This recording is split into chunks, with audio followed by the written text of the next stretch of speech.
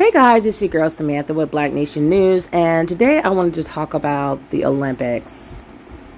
Yeah, so I personally was not paying much attention to the Olympics because, like I said, I'm boycotting white owned establishments for the most part, unless it is like a dire emergency that I'm going to need a store like Walmart or, hospital, something that is life and death.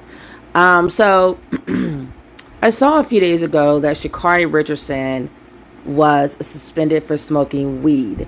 She said she was smoking weed to help her grieve through her loss of her losing her mother, which to me is like, wow. And she still ran, which is crazy. So I'm like, so what would she have been doing if she wasn't high? She would probably just left them girls way behind at the start line while she was at the finish line. Like, she's so fast. But I do feel like a lot of things that are happening with the Olympics does have a racial element and some racism. And Olympics is not, is definitely not immune, or it's not new for the Olympics to be being racist, just like anything happening in this country.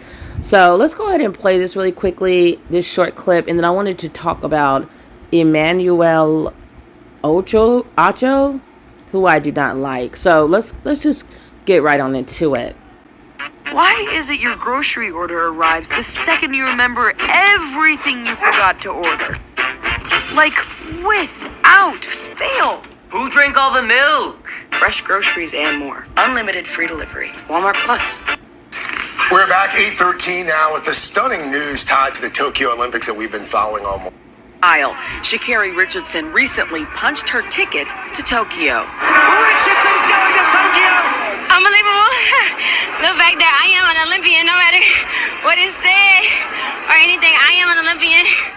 At the Olympic trials, the 21-year-old Dallas native won the 100-meter dash in a blazing 10.86 seconds, making her the fastest woman in America. But now it appears her Olympic dreams may have been put on hold. A U.S. Olympic source telling NBC News she failed a drug test after her finals win, testing positive for THC, the chemical found in marijuana. According to her lawyers, Sha'Carri has been suspended from the Olympic team, and her failed test may cause her to lose her spot on Team USA entirely. Her Olympic trial results were automatically disqualified when she tested positive. That means she won't be allowed to compete in her signature event, the 100 meters. But there appears to be an outside chance she could compete in a different event. What's unclear is whether she will appeal the test results and the disqualification, or how long her suspension will last. NBC News has reached out to the USA Track and Field for official comment. Sha'Carri captured the hearts of millions when she ran into the stands after her victory and hugged her grandmother just a week after losing her biological mother. My family has kept me grounded. This year has been crazy for me. Going from just last week losing my biological mother, and I'm still here. And after being notified of her failed drug test, Richardson tweeted yesterday, "I am human." Savannah. Chanel, thank you. And Sha'Carri Richardson joins us now. Good morning, Sha'Carri. I just want to ask a simple question first. How are you doing? I'm blessed to be alive. That's about it. This is not easy. This is a hard moment that you're in right now. And I thank you for being on. And I know you wanted to tell your story. So tell me, what happened? What led up to this positive test? Just honestly, I want to take responsibility for my actions. I know what I did. I know what I'm supposed to do. I'm allowed not to do, and I still made that decision. But not making an excuse or looking for any empathy in my case, but just, however, being in that position of my life, finding out something like that, something that I would say is probably one of the biggest things that have impacted me positively and negatively in my life when it comes to dealing with the relationship I have with my mother. So that definitely was a very heavy topic on me, and people don't understand what it's like to have to, or hard. People do. We all have our different struggles. We all have our different things we deal with. But to put on a face, to have to go in front of the world and put on a face and hide my pain. Like, I don't know, who are you or who am I to tell you how to cope when you're dealing with a pain or you're dealing with a struggle that you've never experienced before or that you've never thought you would have to deal with. Like, who am I to tell you how to cope? Who am I to tell you that you're wrong for hurting? So I think just honestly just leading up to that, dealing with my mental health, dealing with my mental as is with leading up to the games, every time stepping on the track, definitely expected to be a record-breaking time or something like that. So just with that, pressure in itself was also just another thing. With this actually been my first full professional career, my first full professional circuit this year due to the pandemic. So just considering all of that put together, long time, my agent, my sponsor, my sponsorship, my family, knowing me dealing with all of this stuff. So, Sha'Carri, I just want people to understand where you're coming from, and tell me if this is correct. But it was a few days before your big race and the trials, you found out that your biological mother had passed away. You found out when a reporter told you, and it was after that you ingested some kind of marijuana. I should mention, you were in Oregon. It's legal in Oregon. You didn't violate any law, but it was against the rules of your sport, and as you said, you knew that. But is that what happened? Is that how this unfolded? Honestly, yes, that is the story. I had an interview scheduled with my agent. I knew I was having an interview. I knew going into the interview, I was just thinking it would be a normal interview, and then on the interview to hear that information come from a complete stranger was definitely triggering, was definitely nerve shocking, because it's just like, how are you to tell me that? It's like, and no offense against him at all. He's just doing his job, but definitely that sent me in a state of mind, in a state of emotional panic, if anything. And still knowing that even though I'm here, I still have to go out and put on a performance for my dream, go out there and still compete to what it is. So yes, definitely triggered, and from there just blinded by emotions, blinded by sadness, blinded by just hiding hurt, honestly. For the fact that I know that I can't hide myself, so at least in some type of way I was just trying to hide my pain. Yeah. So, you know what? I'm trying not to cry, because we have such a long history in America where pretty much whenever, where they think that black people, like African Americans, do not experience pain, and that's physical. So I think they had a study where they were saying that they believed African Americans don't experience as much pain as white people. And then when it comes to mental health, forget about it. If you think we don't experience as much pain just physically, then you can't see mental pain. So they really do dismiss that. So we have here a story by Andre Topalica on medium.com, and I just wanted to read this article. Hope it's not going to be too long, but I just wanted to give a quick background of how black women and black men have been treated when it comes to pain, and especially with the mental health. People treat us like we have an attitude when we're really hurting. They treat us like criminals when we're in pain and we're grieving a loss. So African Americans have constantly had our pain turned into being weaponized against us by white society.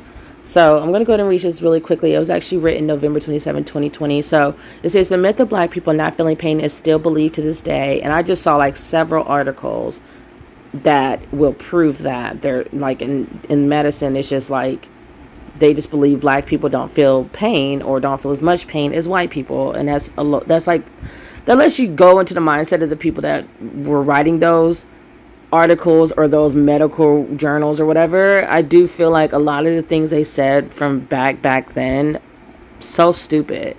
I mean, it definitely shines a light on how stupid these people are. And some of it, I do think it came from them just trying to create an excuse for what they were doing as far as enslaving African Americans, like trying to make us almost like we're not human. So now it's justified. But that again is just stupidity. If anyone believed that, like, obviously we're human. You know what I'm saying? So that was it's too much. So anyways, medical students across the world are still being taught this myth besides other racial lies. And that's terrifying. I also have read something really quickly about more and more black people seeking out black doctors. I definitely suggest you do that. My doctors, I basically look for a black doctor first for whatever I'm going in to see a doctor for. And I will only go see a non-black doctor if there are no black doctors available. And the black doctor I can see can be from anywhere. I prefer, African American, but they can be from Africa. They can be from other countries as well. But I basically, when I go in, I want someone who can understand my plight and who can be empathetic to what I'm going through as far as my pain or whatever ailment brought me in that day. I've had really bad traumatic experiences of dealing with basically white doctors or white midwives who did not give me adequate care, especially during pregnancy. So we also hear a lot of stories about black women who are just a high rate mortality rate of black women who pass away during giving birth. It's like, should we still be doing that in the 21st century? And then I'm like, what are we in the 1800s? And then you also have a very high rate of black babies dying as well. So it's just like a lot to unpack in this one video. But I just wanted to give you guys, if you're not aware of just some of the things that black women are dealing with and black men are dealing with when it comes to us experiencing pain, like Sha'Carri Richardson was experiencing some mental health problems she discovered in a very crude, crass, totally disrespectful way. I mean, who wants to freaking find out that your parent, the person who gave you life, died from a random ass reporter? That's disgusting. And I don't, again, I feel like her team failed her because I'm like, how did no one know this? Why didn't no one get in touch with her agent or someone so that she could find out from her grandmother or a family member? So I'm pissed off about that. But let me go to read. So personal interest in the medical world made me do a lot of research in this field, especially in the history of medicine and how it has evolved over the years. If you would have told me that back in the 19th century when slavery was so common, society believed that black people were more resilient to pain than white people, I would have understood the origin of this misconception. However, what truly surprised me is to find out that not only is this myth still believed to this day, but also that international medical schools are still teaching this lie. What would be the point of teaching that? I don't get that. Like, what is the point of that? Like, you say we're inferior, yet you're trying to say we don't feel pain. How does that make any sense? You can't be both. Like, if we don't feel as much pain as you, then we are superior to you. Feeling pain is weak. It's a weakness. So again, that would be another weakness for you, people of no color, if you felt more pain than we do. So you see how they constantly go back and forth. It's either like, oh, I'm a cop. I killed this black kid who I'm going to say is a man now. And he was just as big as, King Kong. And I was so scared. I feared for my life. He just looked like he was just so strong. So it's like, we're either superior to you or we're inferior. It can't be both. Can't be both, depending on the story and what you want to roll with. So before portraying the way society still believes this myth, I want to show you where this myth started from, or better said, who gave birth to this myth. For this, we need to go back to the beginning of the 19th century, to be more specific, 1820s. The birth of this myth. The man who is credited for the birth of this myth is Dr. Thomas Hamilton, who had an ongoing obsession with proving the differences between white people and black people on a psychological level as much as on a physical level. To do this, Hamilton performed excruciatingly painful medical experiments that in his mind would showcase the results of black people feeling less pain than white people, because his theory described that black people have thicker skin and less sensitive nerves. You ever heard that when people say she has a thick skin? That's probably where that comes from, and that's really disturbing. All of this quote-unquote hidden information about his experiments was told by author John Brown, who was part of the experiments as a slave, but managed to escape in the 1830s, thank goodness, and migrated to England, where in 1855 he published an autobiography titled Slave Life in Georgia, in which he describes with detail the atrocious experiments he had to face. As anesthesia was still not invented, it would be invented in 1846. All the experiments, see, this is what I wanted to really highlight, all the experiments were done on live flesh with knives, saws, and scalpels. This guy was basically torturing black people to quote-unquote prove his theories. And I don't know how he was comparing between white people and black people. Like, was he even really testing white people? Or was he just making this as an excuse to just cut up black people like a fucking cannibal? So John Brown also describes the dementia Hamilton suffered, as he kept saying that, quote-unquote, you are more resilient to pain than we are. But all he could hear was screams of excruciating pain. The quote-unquote treatment that John Brown received from Hamilton was blisters on his arms and legs every 2 weeks in order to prove that Brown's skin was thicker. This went on for 9 long months, to the point where the experiment wasn't able to prove the myth. Even if Hamilton's experiments were not justifying his theory, he kept telling people that black people, every time I get on this, I tell them in my videos, my kids start screaming and the next door neighbor wants to drive his motorcycle. So even if Hamilton's experiments were not justifying his theory, he kept telling people that black people feel less pain, with others spreading the myth and exaggerating by saying that, quote-unquote, black people feel no pain. Sadly, Hamilton wasn't the only doctor to do experiments on black people. Many other doctors around America and even Europe believed this myth, to the point where they would actually apply it to their patients. Yes, this is the picture I've seen several times. I guess this is J. Marion Sims, and gynecological surgeon. And a lot of things that they did to black women for gynecology, they use it to this day. But they pretty much treated black women like guinea pigs. And again, just completely inhumane what they did to us, yet they're trying not to pay reparations. You better fucking cut them checks. So let me keep going. Dr. J. Marion Sims, also known as the quote-unquote father of gynecology, was one of the doctors who actually believed in this myth. Of course he does, because he's racist. Many of his risky surgeries were usually performed on black people, as he believed they had a better chance of survival.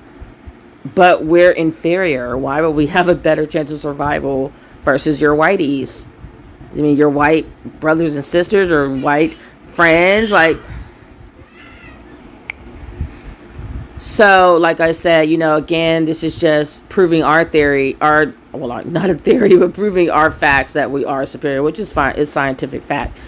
But that still doesn't say we don't experience pain or experience less pain. I don't know how you would determine that, especially in the 1800s or whatever. They're doing these primitive tests. And I feel like it was just, like I said, another way to torture black people.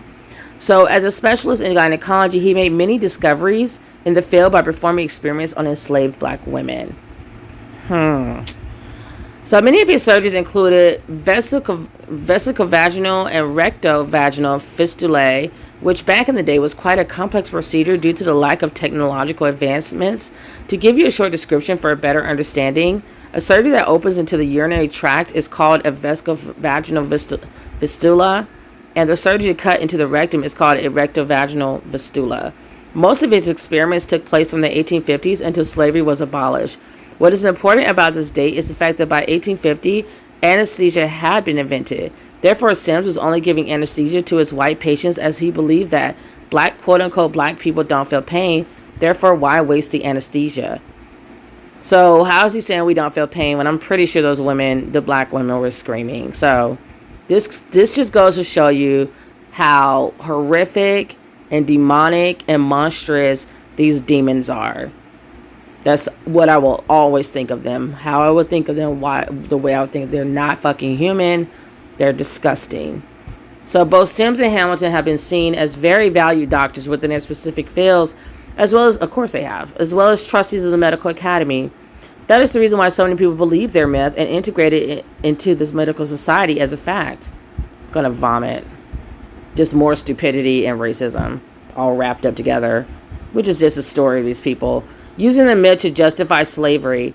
In their ideology and theories, which are supported by many other scholars within the field, they try to actually justify the reason why black people have been enslaved by using their so-believed quote-unquote higher resilience to pain. Why is it just because we have a higher resilience to pain that means to enslave a person? Humans aren't meant to be enslaved. They even went further by saying that black people were always meant to be slaves because of their high physical performance as well as high physical endurance, resilience to pain. And that's in parentheses. So this kind of reminds me of how you have all these black football players and all these black NBA players who, it's like the 70-80% of the league are black men who are clearly bigger, stronger, more talented. They just have all of that in one finger more than what some old white guy would ever have. But yet all the white people are the ones who own these teams. And so that kind of will take me into like Acho running his mouth, Emmanuel Acho saying stuff about Sha'Carri Richardson. It's like, why are you talking? You were just a buck running for, Whitey. And I don't have any respect for him whatsoever. I don't like how I feel like he's trying to come into African American spaces and trying to replace us. You never will. And I don't like how, when people like that, they're turncoats. They basically are going to be traitors to their race. And I feel like he's constantly trying to throw black people, especially black Americans, under the bus. And so I'm going to give him this work by the time I'm done with this video. But let me keep going. In all of their writings, they try to assess black people by always comparing them to white people, but very rarely to other races. And you hear that, so they only compared us to white people. It's kind of strange. In 1787, British Dr. Benjamin Moseley, and I want to say they only compared us to white people because it's like they're not going to enslave other races, and they didn't want to harm, I guess, other races. And this just goes to show again, when those reparation checks come around, I don't want to see other races joining in. So no people of color, no minority over here, bish. In 1787, British Dr. Benjamin Moseley wrote a manual named A Treatise on Tropical Diseases, where he defined that slavery of black people is justified by their weak lungs, which can only be strengthened through hard work, and the manual described as intensive labor. Is he stupid? Clearly he is. I don't even know what I'm asking. He also goes on trying to support an early ideology of the resilience of black people to pain by saying that, quote unquote, black people can bear surgical operations much more than white people. I don't have any clue what that means. We can bear them? Does he mean we can get through them and be alive still because white people are so weak? Okay. He goes on to describe his experience of amputating the limbs of black people, which he allegedly says, quote unquote, would have held the upper part of the limbs themselves during surgery. So they held part of the limb as he amputated the bottom part. Okay. That's fucking sickening. What is even more surprising is that Thomas Jefferson was actually supporting all of these ideologies in his notes of the state of Virginia by stating that the difference between black and white people is, quote unquote, the real distinctions which nature has made. But this is someone we're learning about in schools, and we're supposed to revere him. We're supposed to look up to him and George Washington and our founding fathers who look nothing like us. So interesting. Like typically your fathers and your mothers, they look like you. They're at least your skin complexion. So yeah, these are the people we're supposed to be like looking up to and being, having a holiday for and being so pressed about, but they're slave owning Neanderthal demons, basically. This is where we can see a pattern creating from mythological ideologies and theories that are supported by contemporary society because they're presented by powerful people. To give a better understanding, in the 19th and previous centuries, if you were rich, you were quote unquote intelligent, therefore respected. And that's so, I love that they said that, this author said that, because for one, that's how stupid they are. Like just because someone has money, they must be intelligent. And I do believe white people still look at, and when I say white, I mean all non-black people, still look at each other that way. And that's why you have people like Trump, like how in the hell did he become president? And it's like, oh, I guess because he has money, he must have went to the best schools, he must have been intelligent. But was he intelligent? I mean, how stupid was he the entire 4 years? It was like watching a 4-year-old run the fucking country. He was the biggest idiot I'd ever had to look at up close, who supposedly came from wealth or riches because his dad did a lot of shady shit to get his money. And then Trump, speaking of Trump, they actually say his his company has been officially not labeled now, I believe, by the FBI or whomever is doing his investigation as an organized crime unit. So yeah, he's really intelligent.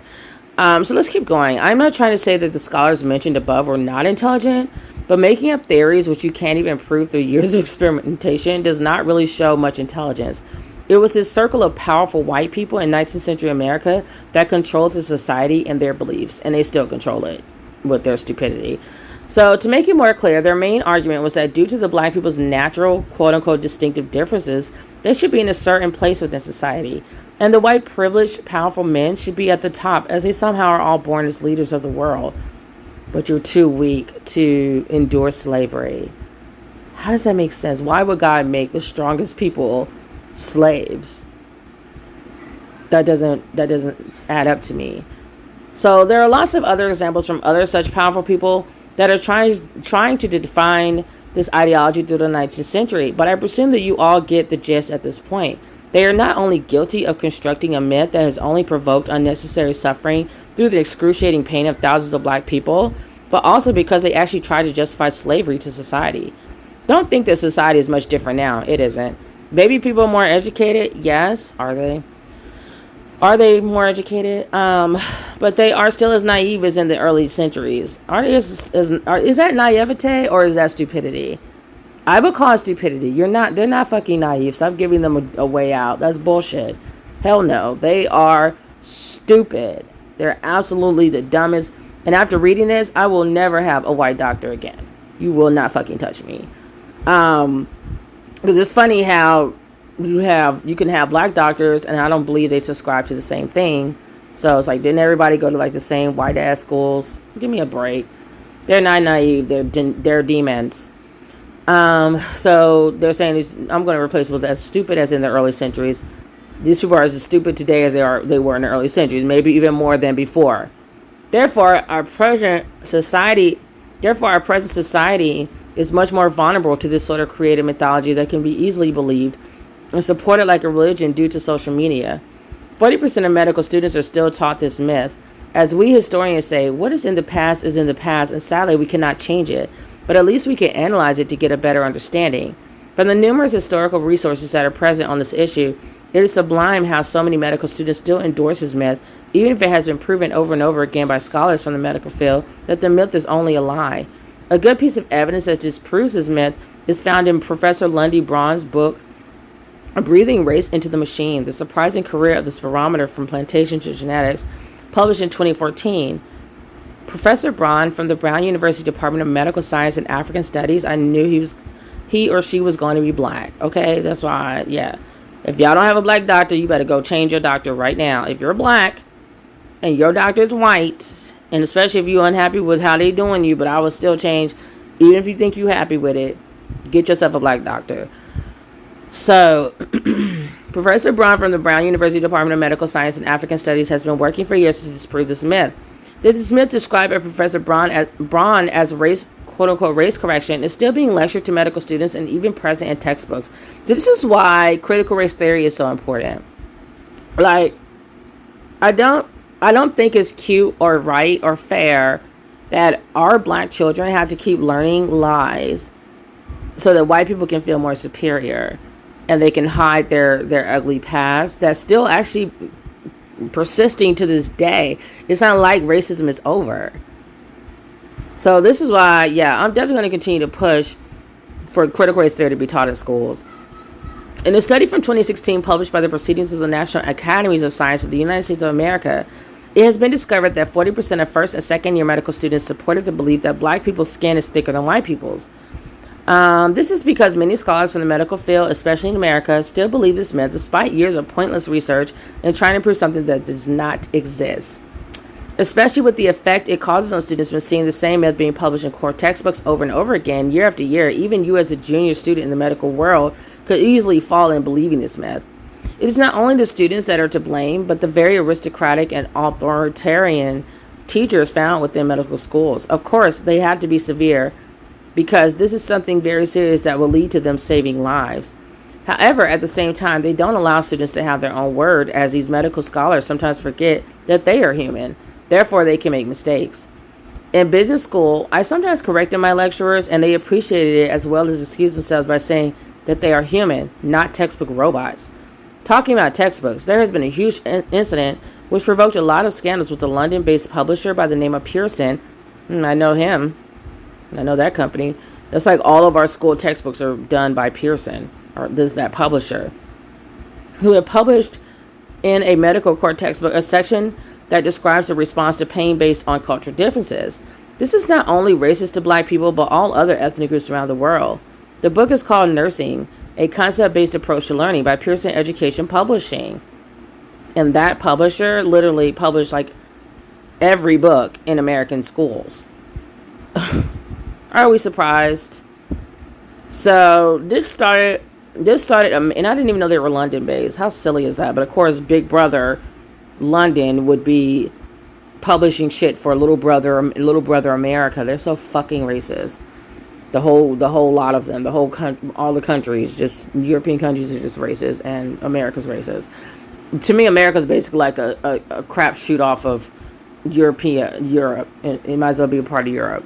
This started a major scandal in 2017 where Pearson actually pulled back all the 2017 textbooks to remove the section on cultural differences in response to pain.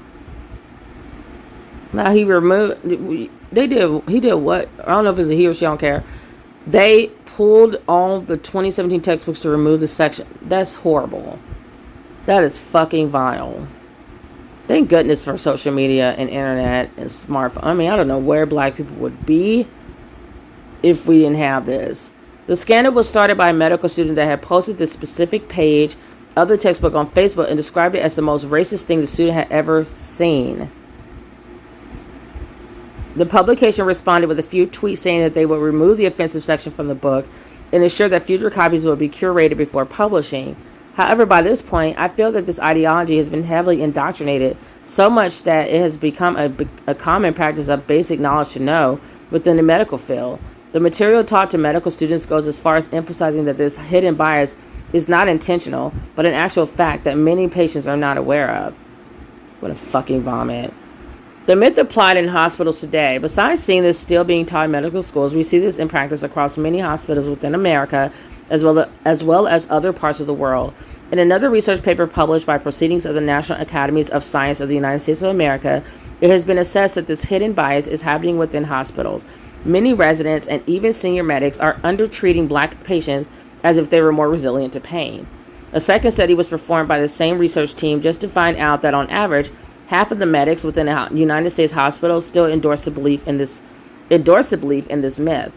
Other findings are even more worrisome, with a study from 2012 that had discovered many pediatricians unconsciously proceeding with racial bias in treating the pain of black patients with prescriptions that included less to no painkillers compared to the prescriptions to white patients.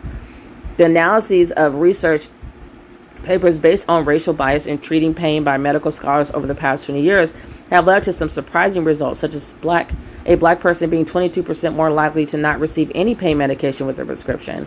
These studies all prove that this myth still fuels inadequate treatment that is based on racial prejudice described as hidden bias by scholars in this specific field. What is extremely imperative for everyone reading this article to understand is that every person, no matter their skin color or background, processes pain in different ways and has different levels of pain endurance. I had small surgeries performed on me at a younger age where I wasn't given any anesthetic because this would have risen the chances of complications, and this is why I believe I have slowly built up my pain resilience. The point that I am trying to make with this statement is that we aren't necessarily born with a specific pain endurance level, but this is more developed during life based on different medical experiences. A more recent study from 2019 shows how this racial bias keeps evolving to new levels.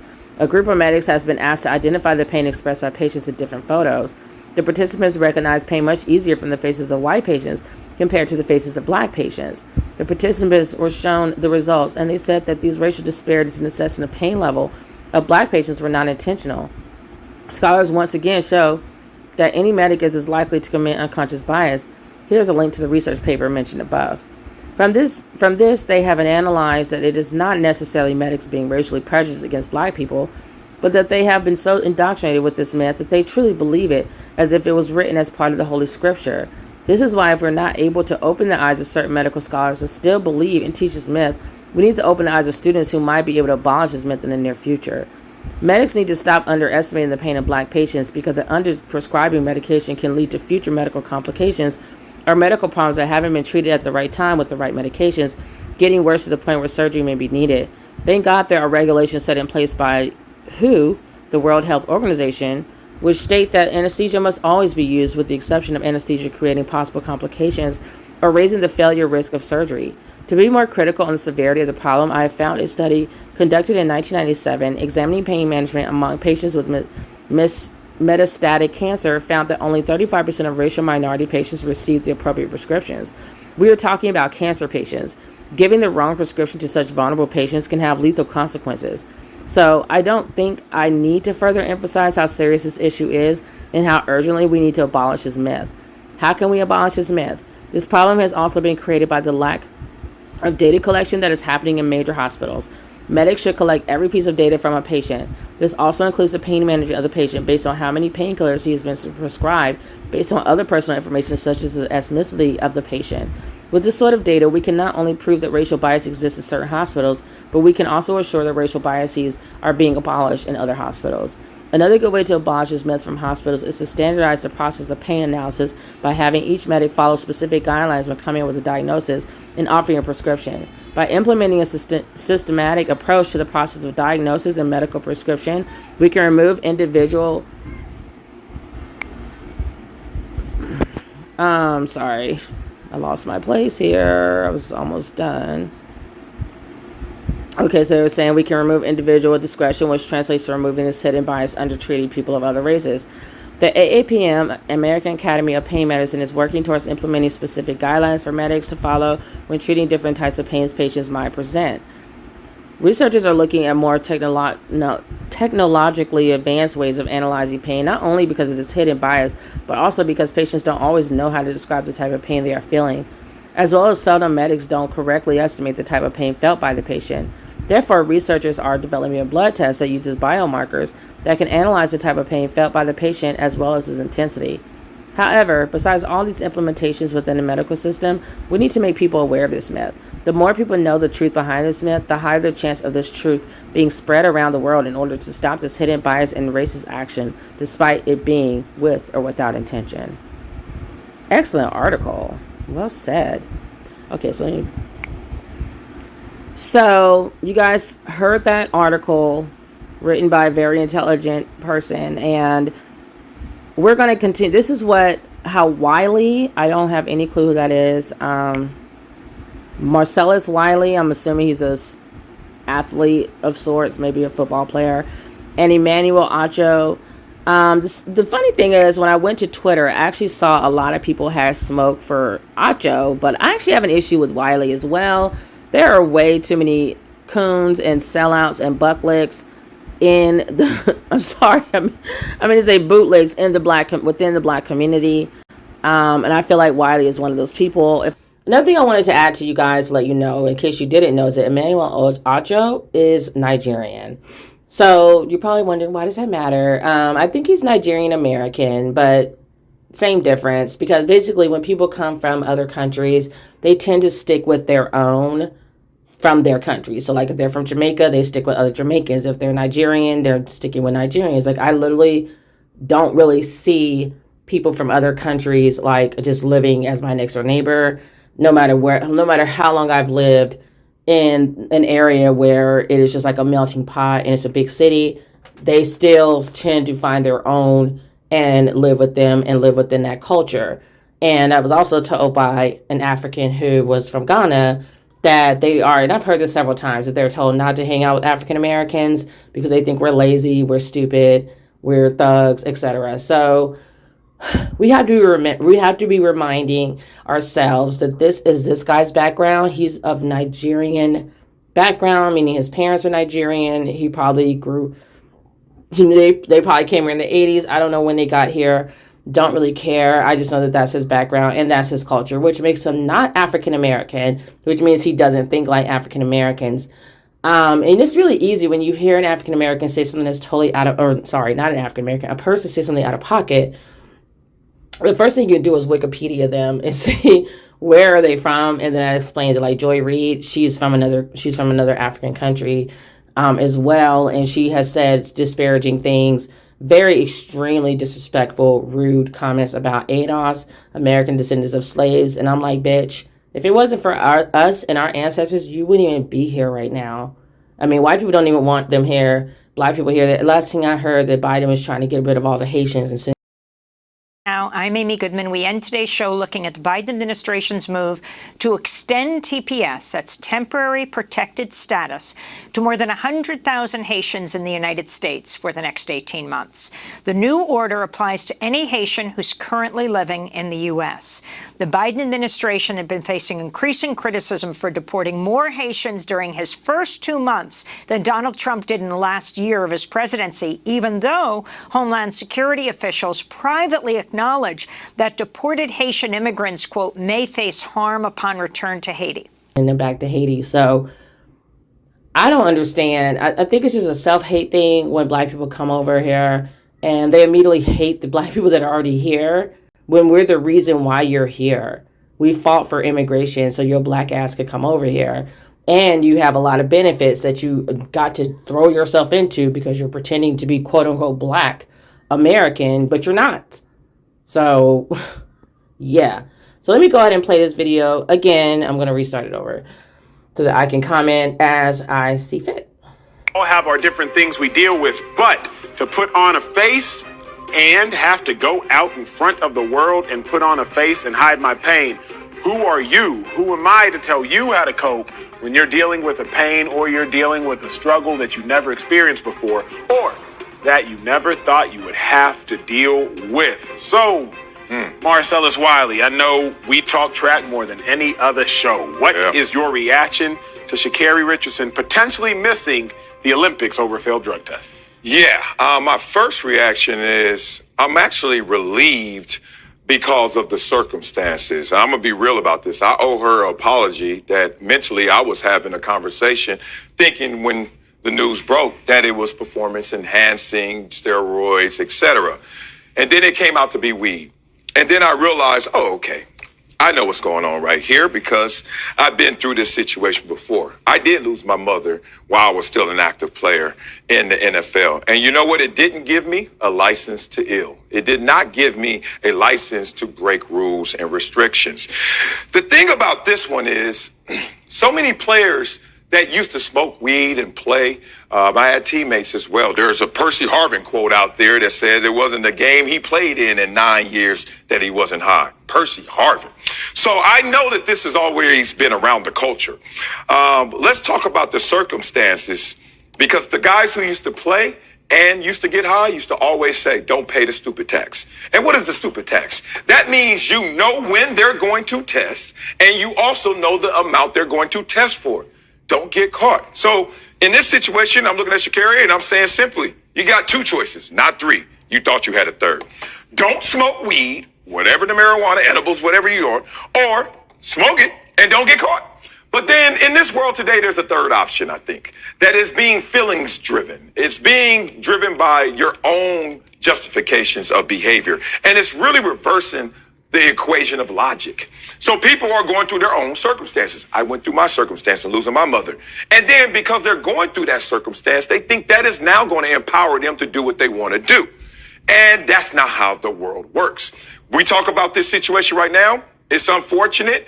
It certainly is a trivial conversation about the legalization of weed in America and in sports. We'll get to that. But the point is, I'm sorry, you knew the rules, you broke them. You got to deal with the consequences. Yeah, there's so much to unpack here. I will start by saying this. You could submit that Sha'Carri's support staff and society failed her in not adequately providing her athletically legal ways to grieve and to cope with the loss of her mother, as I'm sure she's still trying to do. Now, with that being said, there are stupid rules in sports. Okay. But you still have to adhere to the stupid rules in sports, regardless of how stupid they are. Yeah. Before there was Sha'Carri Richardson, there was a man by the name of Christian Coleman. You want to know why we ain't talking about Christian Coleman? Because he's suspended right now. Yeah, here you go. And he's suspended because of a stupid rule. In track and field, if you have a whereabouts failure, 3 of them over 12 months, you get suspended. Christian Coleman had a whereabouts failure. As an Olympic athlete or an aspiring Olympic athlete, you have to update your location whenever and wherever you travel to. Because if a drug tester comes to your home and you are not there, strike one. So Christian Coleman, reigning world champion in the 100 meters. He's not going to be at the Olympics this year because of a stupid rule. Gabby Thomas, the fastest living woman to run the 200 meters. She just ran the fastest time ever, second to Flojo. She was provisionally suspended because she had a whereabouts failure. 3 of them. If not by the grace of an Uber receipt showing that she was home when the drug tester said she wasn't, we would not be seeing her, the fastest woman alive in over 200 meters, running at the Olympics. A stupid rule.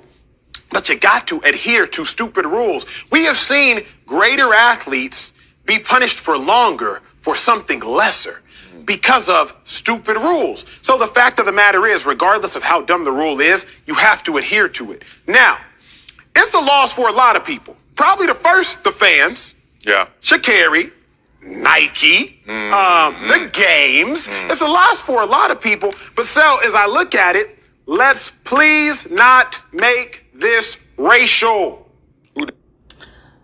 So every time someone says, let's not make it racial, and they're black, they are a coon and they are a sellout. Because it's always racial, worldwide. So the things he's about to say doesn't make any sense. He says he's not an American rule. What's your point? He acts like racism stops at America's borders. Let's find out. Okay, so he said not to make it racial, right? So I don't even know who the people are that he named. Christian Coleman, Gabby Thomas. Yeah, like I said, I don't follow the Olympics. I don't care about non-black-owned businesses and establishments like that. They don't need my dollars. But it looks like Christian Coleman is, oh my gosh, what is he? Oh, he's black. He's black. And he apparently, I believe he said he was banned or he got suspended for a whereabouts violation. Okay, that's fine. Let's keep going. Let's look for Gabby Thomas and see what color she is. Because it's not about race, guys. It's not about race. It's funny it's not about race, but black people seem to be the only ones that are getting suspended. Let's roll on over here. Oh, my surprise. Gabby Thomas is black as well. Well, that's a shocker. It's not a shocker at all, actually, that she is black. Because we're gonna look at some other things that are happening later on after he says his spiel. Some other instances or issues that are happening in the Olympics right now that's targeting black athletes only. Because, of course, it's not about race, right? But so if it's not about race, it basically means, though, that the Olympics have made their rules based on whiteness. Just like with the article we just read about how they believe black people don't feel as much pain, they don't consider our hair or anything else we have that's different from whitey. And when I say whitey, I mean anyone who's not black. So that could be Asian-y, that could be Indians, that could be any Arab, whatever. If you have straight, stringy hair, then your hair is going to go under that cap a lot easier than a woman who has an afro. So let's go ahead and finish playing his little clip. Who did that? Everybody trying to. It's not racial. It is not an American rule. The rule for her suspension is because of WADA, World Anti-Doping Agency. World. It is not about America, and it is not about trying to hold someone down because of the color of their skin or because of their race. There are so many racial issues in society that we have to be very accurate when we try to bring them up. It is not an American restriction. It is a world restriction. So that's the other thing on my first lap that I just needed to clarify. Yeah, I'm glad that you talked about it in those terms. And you really put the boundaries out there, and I want to expand on those boundaries. One, missing your testing up to 3 times is not even a stupid rule in itself, because the guys who are guilty are intentionally missing those tests. Could be true. So no, ain't no could be true. It is true. Let me tell you that. 2, Sha'Carri, you lost your discipline and now you're going to be disciplined. I'm going to remind you of something you told me before that is actually one of the great Wileyisms. Discipline is choosing what you want most over what you want now. Now, what clouds this one is, it's not her own doing. She's grieving a loss. So in that grieving process, what are the consequences of your actions? And what this situation shows us that there could be grave consequences, because the Olympics only comes one every 4 years, grave consequences by your choices. But it's still a stupid tax that you got to pay. And I want people to separate the emotional pull of her losing her mother from the reality of this is not still an opportunity for you to not abide by the rules. Let me tell you about these same rules from WADA, from USADA. God, this is so easy. The drug is banned in competition periods. Okay, so far, most people are like, what does that mean? It's defined as beginning at 11:59 at night on the day before a competition and ending at its conclusion. Come on now. Come on, man. Wait a minute. You just basically told me a few hours. You got to be under 150 nanograms per milliliter. Okay, so now we're having a different conversation because with reality, smoking weed, whatever your marijuana level was it right before the race? Was it a part of your training cycle? Because marijuana is in your system up to a month. Cocaine, heroin, 2 to 5 days. So if you think about this situation, and God, I know too much about this because I had too many weed smoking friends and teammates. They know how to cycle in and cycle out. And that's why they always say, don't get caught or don't do it at all.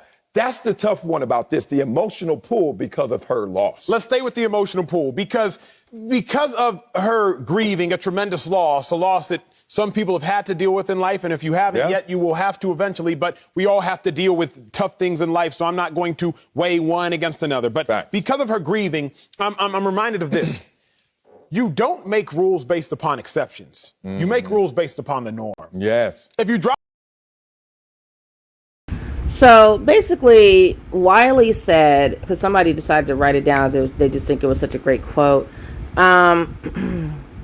Discipline is choosing what you want most. No, that wasn't it. It was, I think he said something along the lines, if you chose not to have discipline, so now you're being disciplined.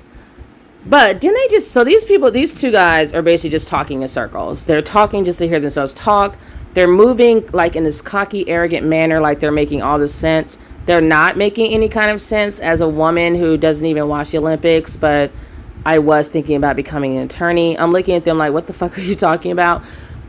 So they said that there's a whereabouts rule, right? So 3 times in 12 months, you will be suspended if you're not where you're supposed to be 3 consecutive times within a 12-month period. I'm not sure that Sha'Carri had a whereabouts issue. And so as I was saying, Sha'Carri Richardson could have done a dipped out and not taken her test if she really wanted to, get out of what she was needing to do. But the fact that she was where she was supposed to be and got tested and it came up, positive, to me that shows integrity and that she does follow the rules. And that she was in an unusual circumstance that people don't give black women the credit or, black people in general the credit to have. Like, God forbid we fucking have some mental breakdown. And as I've said before, guys, and I'll say it again and again and again, if anyone should have mental illness in this country, this racist ass, trifling ass country, and then this whole world, the way they treat black people and like just all across the globe, it should be black people. Black people, I expect to have mental illness on such higher levels. When I see white people trying to have depression or Asians or anyone else trying to have some issues with their mental health, like, I'm just like, what are you upset? What are you going through? You know what I'm saying? Like, what are you going through that you get to have depression and you get to shoot up a school or a mall or something? But I'm black, so whatever you're going through, I'm going through it, and it's probably 10 times worse. Whether it's poverty or racism or sexism because I'm a female or whatever, it's probably 100 times worse. So again, with this being 2 black guys on top of that, like, I just don't expect, men don't tend to be as emotional as females. So You know, that's just how God made us. Women are nurturers. We're meant to nurture the children and take care of the family. Guys are like supposed to be harder, not really experiencing that much emotion. And so again, like I still don't see his experience of losing his mom when he was just an active player. It's like, okay, she found out from a reporter a few days prior to like having to go to trials and I guess try out for the Olympics. So that's a lot more pressure and a lot more mentally having to go on. And then the fact that, again, that she's a woman, we have different hormones. We're not going to pretend that men and women are the same because we're not. So I still feel for Sha'Carri Richardson, and I do think it's still based on race. And so let me go ahead and finish this out because my video is getting a little bit long, but here we go. And this is what I mean by them talking as though they're intelligent. I don't see his point. Whether it's in your system, not in your system, marijuana is not a performance-enhancing drug. If anything, I would think that marijuana would slow you down. I've never heard of anyone smoking weed and winning and beating out everyone in the world in a 100-meter dash. Like, I just don't hear about it. He also mentioned that all of his friends smoked weed. I also knew people in the military who smoked weed. Weed is legal in like almost all the states in America. Well, probably 27 states. It should be legal everywhere. We all know why weed has been criminalized to begin with. And the people suspending her probably are all weed smokers. But to my point, it's just what he's saying doesn't make any sense. I don't know what his point is and what he's trying to drive home. And Acho sitting over there with his big cheesy fucking eating grin. Like, I don't really get what was funny and what we're smiling about. I mean, this is a black woman's career that's going downhill. And of course, black hating males like this, especially, you know, males who are not even from America, so they probably hate African Americans to begin with, which equals really they're jealous. I just don't see what's funny. I don't see what we're smiling about. This is devastating. I still feel I support Sha'Carri Richardson. I do understand, as being prior military, a veteran, running track in high school, like I understand that there's rules in sports and in life that people must follow. But I don't really think this segment is necessary, and I don't think the way they're coming down on her is benefiting anybody. They don't look cute doing it. They look like bullies. They look ignorant because some of the stuff they're saying doesn't really prove their point. If anything, all it shows is that Sha'Carri Richardson is a stand-up athlete. She's a strong woman who's owned up to what she did, and she's taking her punishment like a G. Just like I said in the comments, she's taking her punishment like a G, and I'm proud of her, and I can't wait to see her stay on top despite this bullshit controversy that she's going through right now.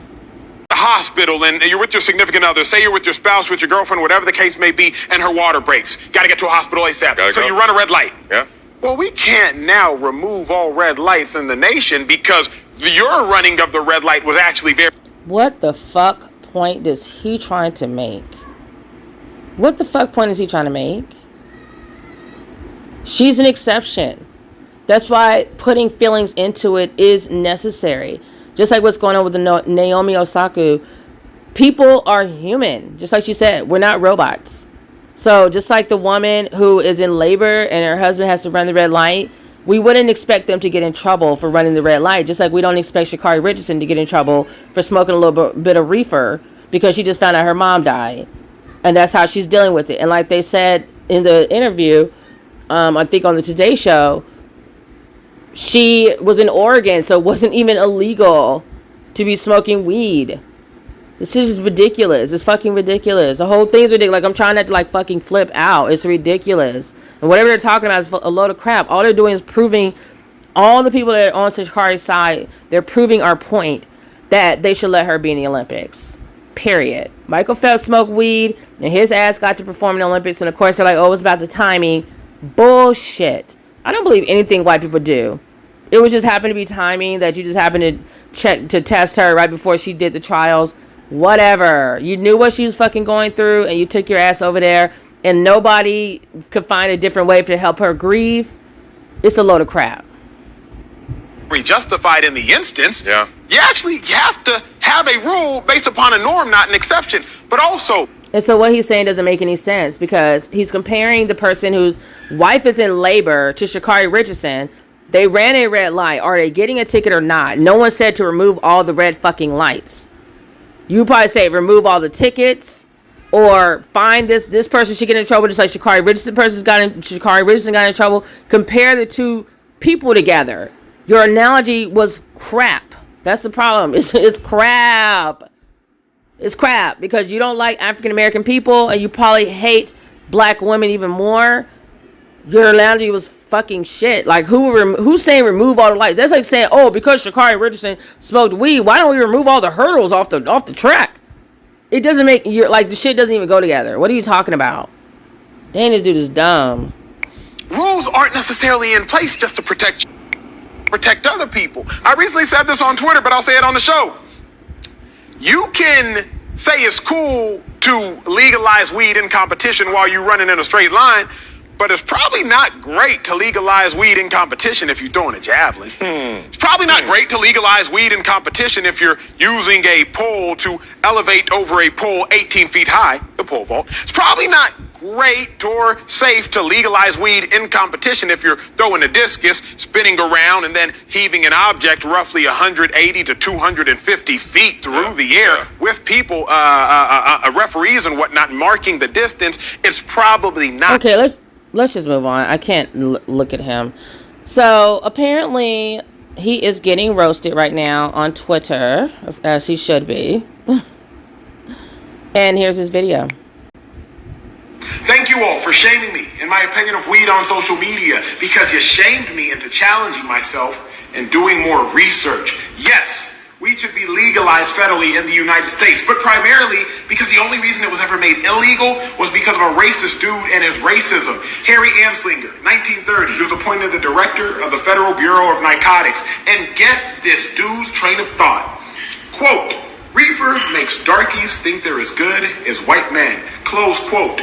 Quote, there are 100,000 total marijuana smokers in America, primarily Hispanics, Negroes, entertainers, and Filipinos. This marijuana usage causes white women to seek sexual relations with Negroes, entertainers, and others.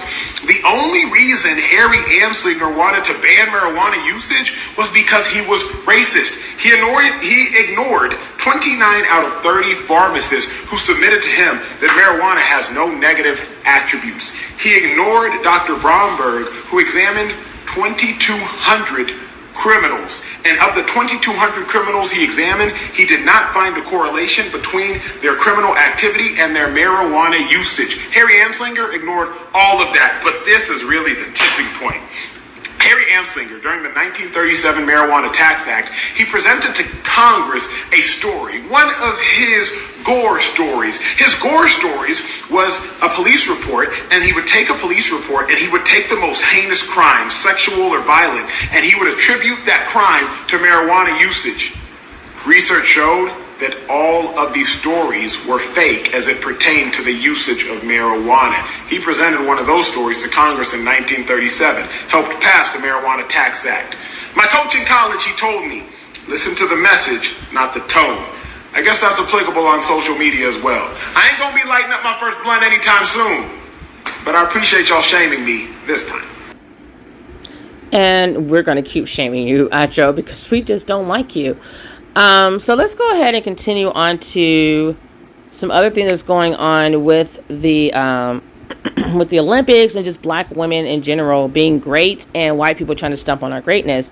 So of course we have Naomi Osaka, who she has recently had to step out of the competition. Osaka, I know I was pronouncing it wrong, but she had to step away because she was just going through some of her own mental things. And here you have, I love that Serena Williams supported her. Let's keep going. And because Naomi Osaka has always been like very pro-black. Like she's very I don't know how to explain it, but she's very I don't know, she's just always been like very outspoken when it comes to black issues, and that's what I really love about her. So let's go ahead and play this really quickly and let's go ahead and let them explain this. I hate Stephen A. Smith as well. I'm back on ESPN. The reason why I want to do this video is, one, it's short. It's 7 minutes, 10 seconds. 2, they are doing their reaction to her withdrawing from tennis a month ago. And so I want to kind of go show that and like how people were responding to that. And it looks like we're going to do her triumphant story at the end of this segment of her. Actually, she is going to the Olympics. So let's go ahead and hit this. Ever have to make a decision like this, but so damn impressive taking the high road when the powers that be don't protect their own. Major respect. Stephen A., I'll start with you here. Should athletes be required to speak to the media after sporting events? That's a difficult question even for me to answer. I would tell you the answer would be yes. The reason why the answer would be yes is because of a few things. Number one, you know what you signed up for when you decided to be a participant in that respective sport. You have an obligation. And when you sign up for those obligations, fulfilling your commitments matter. When we talk about being role models and having an impact on folks on the come up and setting the example for others to follow, that comes along with it. Secondly, the media is what enables the sport to be promoted.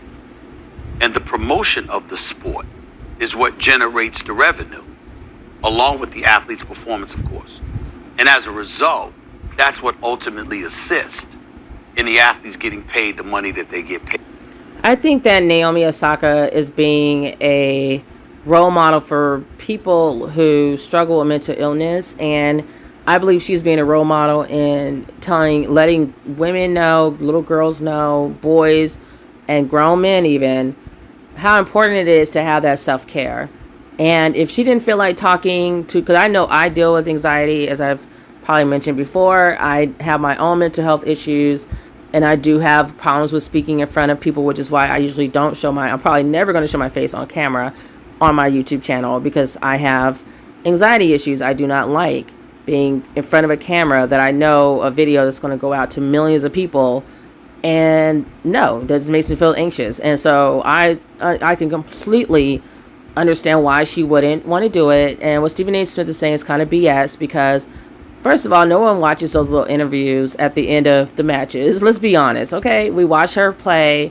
People watch her endorsements or commercials. If she chooses to do other things like documentaries or whatever, but no one gives a shit about those little. They're not even that long usually, but no one cares about those moments after, when they have like those press conferences or whatever. I mean, because the conversations are so canned and BS, and because they can't say so many things. So, ciao, bye. So that can't be ignored. But that doesn't mean that we shred our humanity and ignore the profound impact that mental health issues have and exist with all of us. You can't ignore that. I'm here today with y'all. I don't want to be here today. Today is June 1st. Today marks the 4th year that my mother died. I do not want to be here. Okay, so apparently every guy on ESPN has their mother passing away as their excuse. Apparently they're going to try to say they're here and she's not. No, it's not the same thing. It's not the same thing. Mental illness doesn't work that way. Like, just because you're grieving your mom, you're sad because your mom's not around, that's not mental illness. That's not depression. That's not anxiety. And it takes somebody who isn't a doctor or has no experience with it to sit here and trivialize it, as he's doing right now. Because I already know what he's about to say. He's about to say, I lost my mom, just like apparently Marcellus Wiley lost his mother. Everyone's apparently losing their mom on ESPN, and we have to talk about it when we're talking about women's issues. It's just a big problem. It's like you're a man, you don't understand. You have different hormones. You are built to deal with adversity and other things mentally, because you're supposed to be the strong one in the situation, not be overly emotional and making emotional decisions. That's why I don't know why there's so many people like him who cry on national TV every chance he gets, having these emotional bitch-made responses to everything. when you just aren't built to do that. Men are supposed to be strong. They're supposed to be focusing on their physical attributes to, be an asset to the family. Women are the emotional ones. We're supposed to be able to empathize and nurture and understand our children and talk to the children and our husbands and our loved ones and just be that emotional person that's there. It's not cute to always be a robot. Nobody wants to deal with a robot. So, I mean, Naomi Osaka is a woman. She's not Stephen A. Smith or even Marcellus Wiley, who both lost their moms. Okay, good for you. Sorry to hear that, but what you're about to say doesn't compare. But I have a job. I signed up. And the NBA playoffs are going on. And people expect to hear from me. And if I'm going to call in from work, it's because I need to be sick. It's because I need to deal with whatever it is that I have to deal with or whatever. But I don't want to be here today. But I understand my responsibility. See, that's where he fucked up. So when he said for him to call out to work, he needs to be sick, that is mental illness. So she doesn't want to talk to the press, and she says it's because of mental illness. She is sick. It's a sickness. It's a disease. It's something that you have to go to the doctor and get medication to help manage it. It's not, oh, I'm just feeling sad today. That's not mental illness. You're just sad. So for you to call out, you have to be sick, you're basically belittling her feelings, and that she's saying that that's exactly what the fuck is the problem, is she's sick. That's why she didn't want to do the press conferences. She doesn't like doing the fucking media. What part of that did you not understand? Stephen A. Smith crying all over the damn TV every chance you get with your receding hairline. What the fuck? And in her case, what I applaud about her so much is that she's been honest. She didn't just take off. She didn't just snub her nose at the media. She explained why. Mm-hmm. It makes perfect sense. It showed incredible courage and thoughtfulness on her part. Mm-hmm. And what I would encourage everybody to do is when somebody tells you something like that, you listen to them. And you wrap your arms around them, literally, figuratively, or whatever the case may be, and you support them in every way possible and imaginable. But for people to sit up there and say that, well, the French Open was wrong, or Wimbledon, the Australian Open, the U.S. Open were all wrong to, gang up on her. Well, that's assuming they knew. See, when you come out with the press release, Max, and you tell what's going on, well, not the press release, what she did on Twitter, whatever she did, when you let the world know this is what's going on, and that's a different ball game, as opposed to. Okay, he's talking too much. So something I forgot to mention from the other video when we were watching about Emmanuel Acho, and he was talking about Sha'Carri Richardson. I guess her support people have failed her when she's grieving. They didn't give her the adequate, amount of support, which I guess equals medication. But my thing is, why is it okay to take synthetic drugs that are basically like the equivalent of heroin? They are heroin, but you can't smoke weed. That's a natural substance.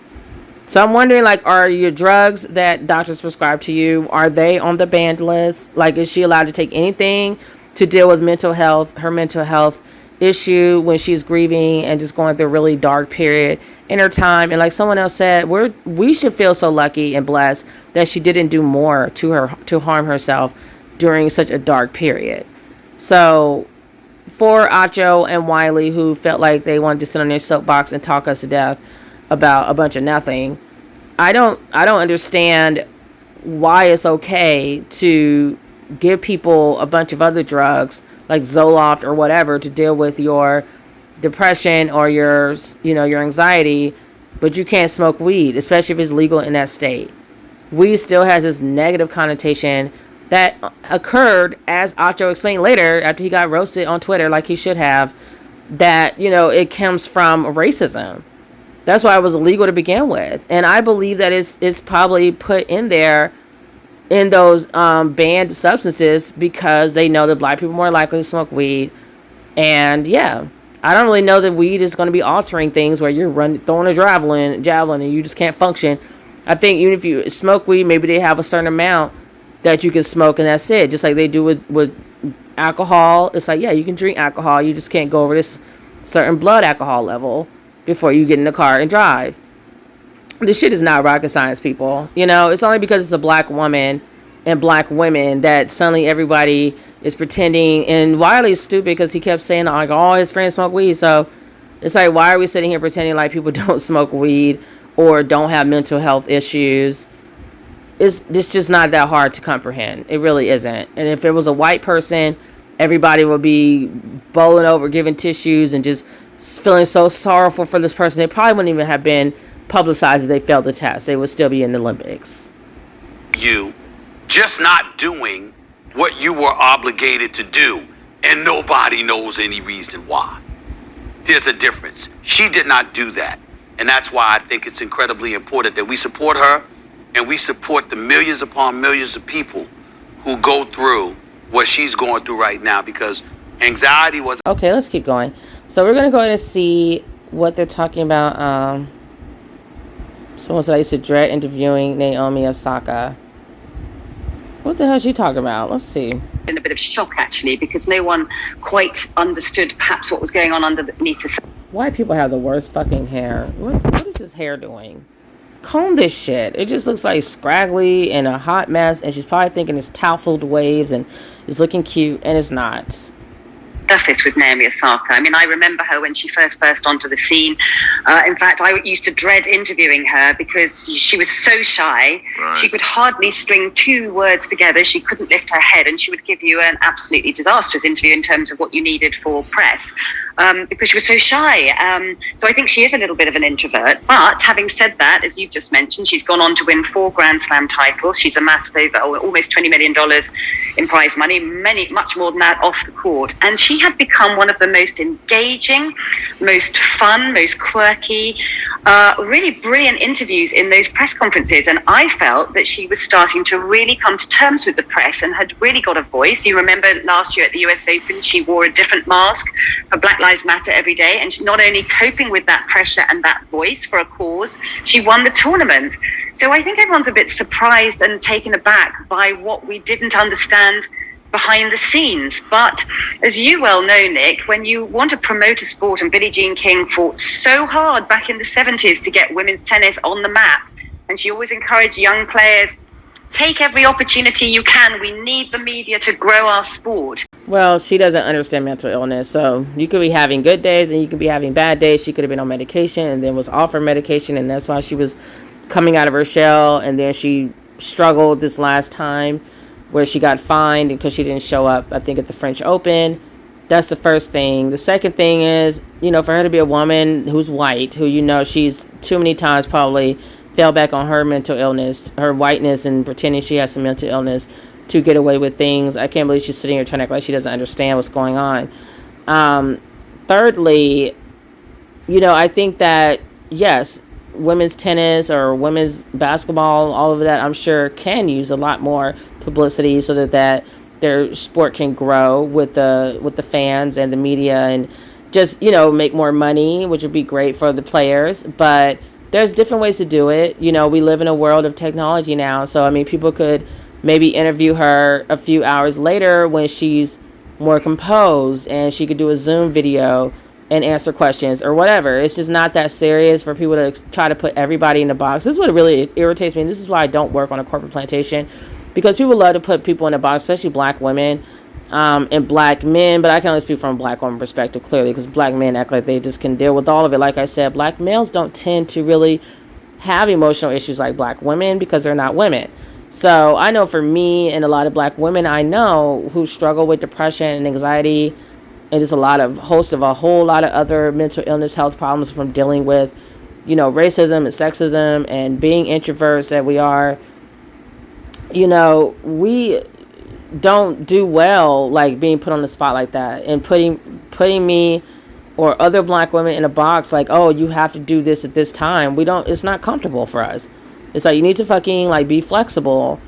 She's making all this money for your raggedy ass sport that nobody will watch otherwise if it was just a bunch of vanilla ass people playing. And the least you could do is work with her and show and accommodate her and not be discriminatory towards her disability. just like you would do for LGBTQ when you want to give them bathrooms or whatever. You know, it's like, where are the accommodations? Where's the sympathy from the palm-colored people? Where's all that sympathy now? You know, when it's something that's in their culture, which they don't want to admit it, like being gay, is in their culture, and they're just pulling all the punch, like just holding nothing back as far as like how to accommodate LGBTQ, FBGCD, you know, that's okay. But then when you have a black woman who's saying she's dealing with mental health issues and she doesn't feel comfortable doing these interviews or whatever, like, you act like you can't find a way to accommodate her. That's discrimination all over again. I knew her interview was going to be a piece of shit. So anyways, white women and black women we don't mix. And I'm calling her black loosely. I don't know how she identifies. But let me go ahead and play this. From the tournament, and said she was taking a hiatus from tennis to actually work on her depression and anxiety.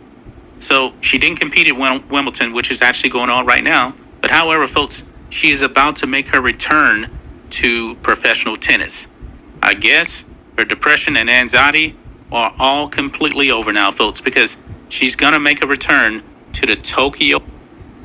I wouldn't say her depression and anxiety is completely over, because, again, it doesn't work that way. As someone who deals with depression and anxiety, it doesn't just disappear.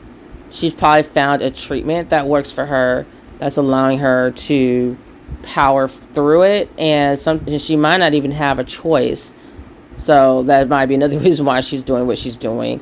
But for this idiot right here to flippantly say that he thinks it just disappeared makes me I'm glad that I did not subscribe to his channel. So let me find another better person who's going to speak out for her. Olympics. I was happy to see Serena stand up and speak out for her. I just wish I could hear Serena say more things for black people that's more towards stuff that we're dealing with in our lives with racism.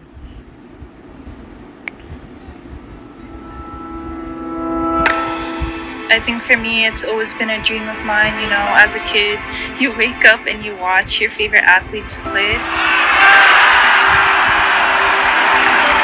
I'm really looking forward to competing in the Olympics. Representing Japan means a lot to me. It's where I was born. It's where, you know, it's my mom's home country, and it's definitely going to be really exciting. It's one of my life goals. When I think of the Olympics, what comes to mind is, of course, the opening ceremony. Just seeing, you know, all the people being so happy. My, most outstanding Olympic memory is just watching Bolt run. He's my favorite athlete, and me and my whole family, my dad really, loves his running, so we would just, watch him. I have allowed myself to dream that dream of winning a gold medal, but it wouldn't be easy. And for me, I tend to put my goals realistically and also short term. So it hasn't, it's not even July yet. So I'm gonna chill. I think what I'm most looking forward to at being in Tokyo during the Olympics is the atmosphere. It's definitely going to be one of a kind, and it's something that's going to be etched into my memory for forever.